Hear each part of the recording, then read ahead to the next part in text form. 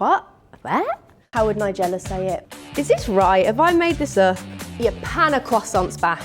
Pan of croissants, that sounds like a pan of chocolate. Shouldn't have eaten so much cheese whilst I'm recording. Hi, I'm Poppy Toole, formerly known as the Potato Queen, but I'm here today to show you some delicious recipes with Cook Smart, okay, and good food, because these are my little Cook Smart tips, tricks, hacks, and everything you need to make delicious food super easy, less waste, and majority without a lot of washing up, because you can kind of do it in one spot and one pot.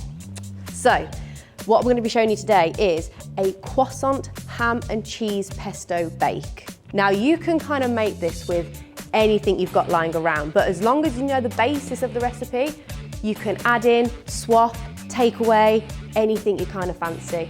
I wouldn't recommend doing it with a pan of chocolate though, because that might be a bit odd.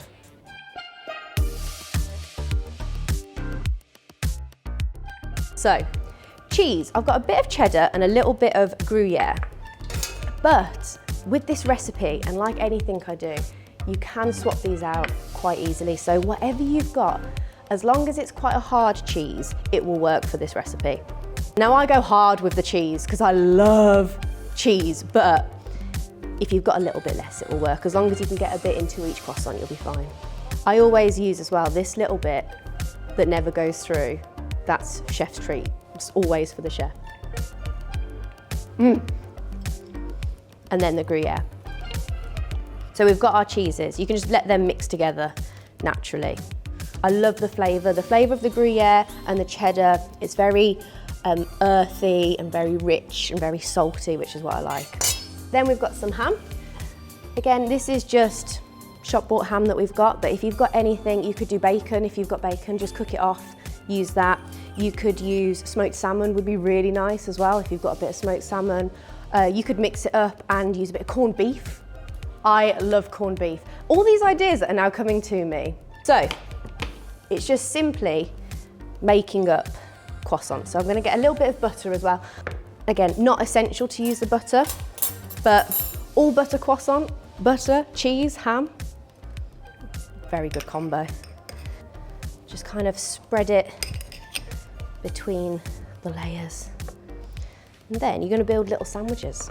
Simply slice of ham or whichever filling that you fancy. A good bit of cheese.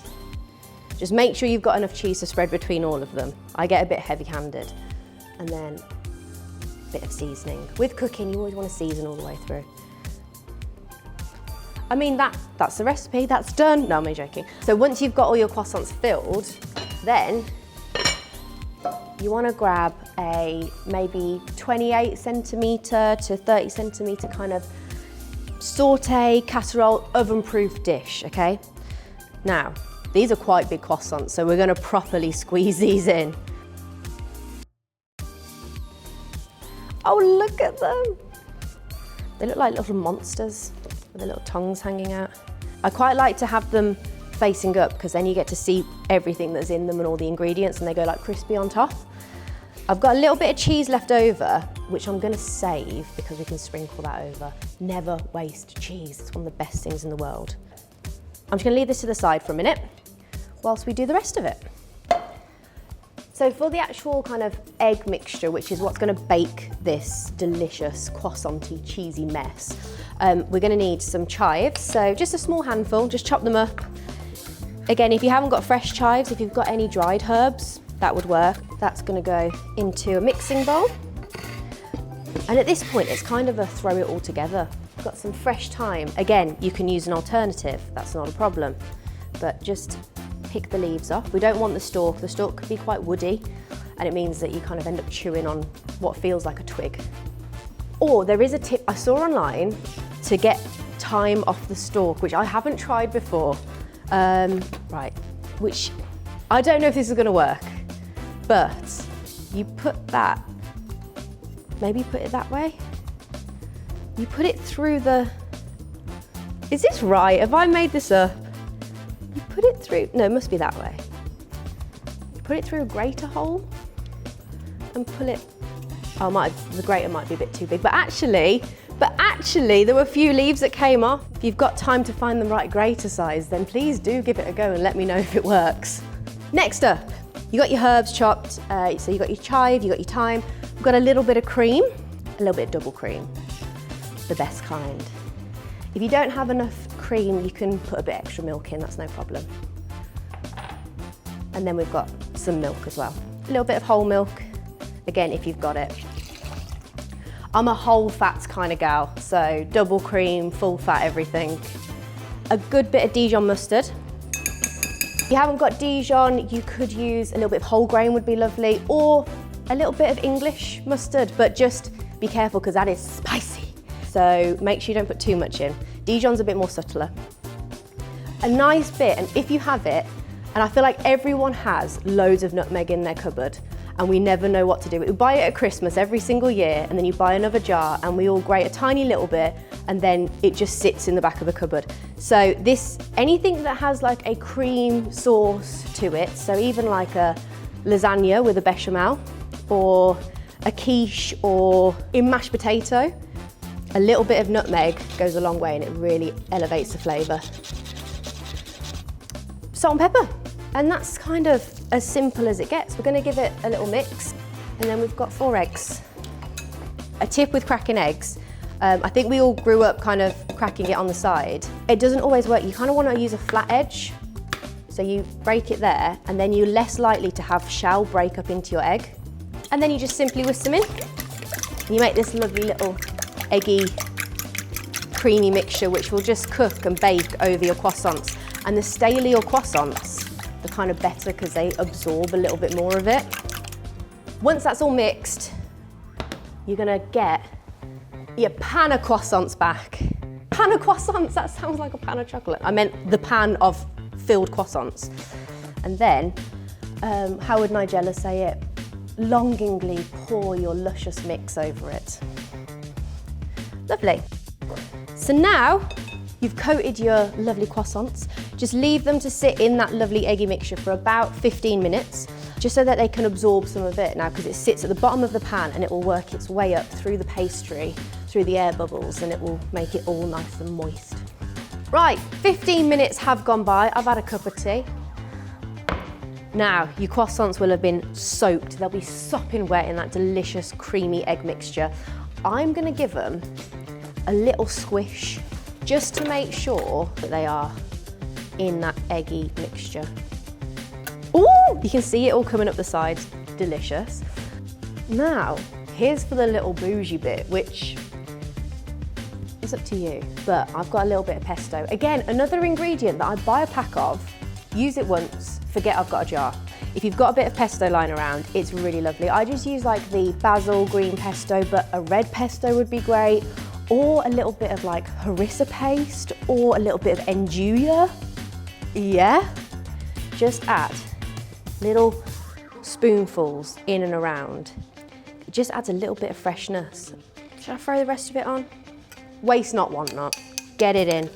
You can also get it down the side so it goes into the egg mixture and starts to flavour that as well. A little bit of butter. This is whatever's left from spreading onto your croissants earlier. We're just going to put little blobs here and there. There's no rhyme or reason to it. It's just so that you get a crispier top when that butter melts into it. The last little bit, I did have a bit of cheese left, but again, that would just usually be inside the croissants, but I'll eat all of that myself, so I'm trying to prevent myself from just eating cheese by just putting it on top. So then it's ready to go into the oven, and it goes in at 160 degrees Celsius fan.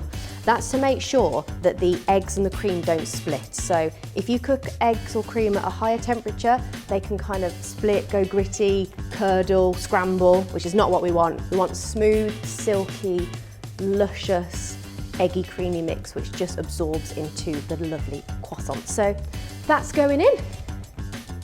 Ooh, it's heavy. That goes into the oven, and that's going to be in there for about 30 to 40 minutes. Now, it just depends on, you have to give it a little wobble. Make sure the egg's cooked nicely, but not too overcooked. So it just takes a little bit of eye, but 30, just in the middle, just do 35 if you're not sure, you'll be all right. Whilst it's in there, I'm just going to cut a little bit of parsley for a little bit of garnish at the end. Again, not essential, but it looks pretty. We spent all that time filling croissants, you might as well make it look good at the end of it. So just a rough chop. With parsley as well, sometimes you can get like quite woody stems, but these ones are really nice and fine and quite soft. So when they're like that, you can just chop them through as well. Or you can save them. And if you are someone who is very, very organised and makes their own stocks, you can use it in a stock. Lovely. Save that for later when it comes out in about 30 to 40 minutes. Timer's just gone off. The bake is ready. It's bubbling, it's golden, it's crispy. Oh, it smells real good. There, look at that. That is beautiful. Finish it off with that little bit of parsley that we did earlier. The green just brings more vibrancy to it and adds a nice little bit of flavour. And that's it. This is your breakfast, your lunch, your tea, a little snack, and a lovely little crowd pleaser, which is easy, simple, in one vessel to cook in, and can use up anything else you've got left in the fridge. We've let this rest for around 10 minutes or so, but I'm still gonna try and get a cheese pull because it always looks so good. So I'm gonna get one of my lovely croissants out. There we go. You can see that everything has melted and is beautiful and has come together. And they're kind of soggy at the bottom because they've absorbed all that lovely eggy custard, and then they're super crispy on top. And then that's that. I mean, that's my portion. So I'll be taking that away, having it for lunch. Just a spoon straight in the pan. Or if you want to be posh, you can plate it up in the kitchen.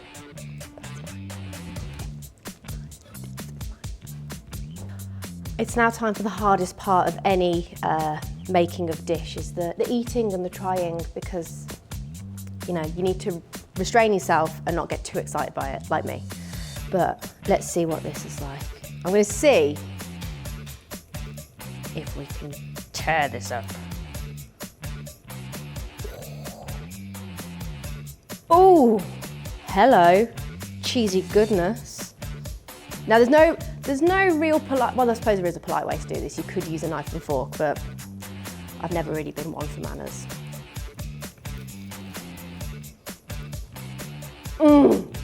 That is so good. It's full of flavour. The pesto just comes through at the end, crispy top, and the croissants are a little bit sweet. So you mix that with that Dijon, which gives you a little bit of heat. 10 out of 10, would make again, is delicious, and would highly recommend. Anyone would be very happy if you cook this for them. But that is good. I'm Poppy Toole, and these are my Cook Smart recipes. Check out the Good Food website, check out the Good Food app for more Cook Smart content, and if you love a little bit of a one pot, a little bit of potato or anything else, you can check me out. I am Poppy Cooks on Instagram and on TikTok, and you can check out my books.